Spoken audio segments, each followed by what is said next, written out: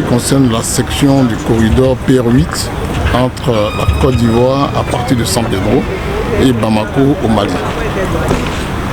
L'idée principale, c'est de rendre ce tronçon fluide, c'est-à-dire libre de toute entrave à la fluidité. Liberté de circulation des biens, liberté de circulation des personnes, liberté de circulation des services. Il s'agit ici de faire de la destination Côte d'Ivoire une destination compétitive. Dans le cas d'espèce, de faire du port de San Pedro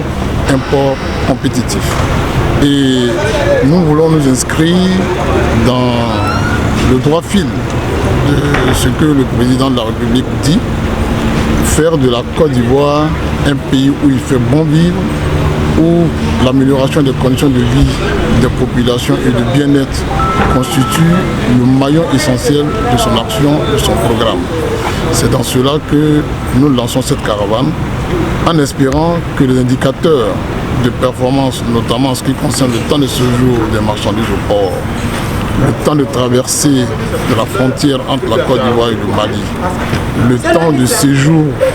des biens, des personnes et des services sur ce tronçon-là, soient des temps les plus réduits possibles. Au final, il faut que la Côte d'Ivoire soit une destination qui soit de loin la meilleure pour les Ivoiriens, pour les pays de la sous-région, pour nos pays frères qui nous font confiance actuellement et pour nos pays frères que nous ferons confiance également demain. Estimer que au-delà de la problématique de la fluidité qui est traitée de manière transversale à Abidjan, à travers le Comité national de facilitation de transport, il fallait avoir des relais locaux présidés par les préfets, et dont les secrétariats sont tenus par les directeurs régionaux des transports, avec l'appui des représentants du Haut Conseil des entreprises de transport. C'est en cela que ces instances-là vont permettre aux populations, aux acteurs du commerce et du transport, de saisir le préfet ou tout autre membre afin de traiter leurs préoccupations en lien avec la fluidité et la facilitation du transport. J'en profite pour dire que nous allons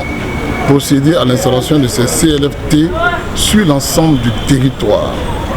de sorte que la communication concernant les 33 barrages autorisés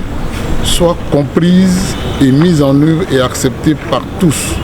Et au-delà des 33 barrages autorisés, nous allons veiller également à ce que les conditions d'amélioration de circulation sur nos voies routières, en lien avec le maire, c'est-à-dire le ministère de l'Entretien et de l'Équipement, qui sont parties prenantes à cette caravane, soient également traitées avec la plus grande célérité, la plus grande efficacité. Au total, les CLFT vont relayer les mots d'ordre du ministère des Transports en matière de fluidité, de régulation, de facilitation et de continuité de transport sur l'ensemble du territoire.